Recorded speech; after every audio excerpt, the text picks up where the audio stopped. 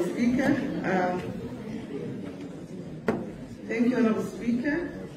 Your right hand is already raised. Kindly repeat after me. I, Samir Suleiman, take the oath before this August Plenary Assembly of the SADC Parliamentary Forum take the oath before this August Plenary Assembly of the SADC Parliamentary Forum that I shall uphold the Constitution and the rules of procedure of the SADC Parliamentary Forum and demonstrate respect for the Forum's institutional organs.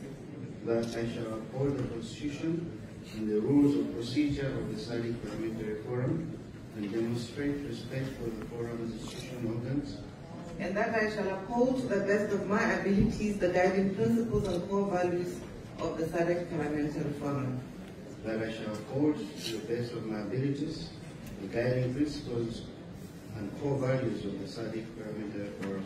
Thank you, Honourable Speaker. Kindly attend your signature.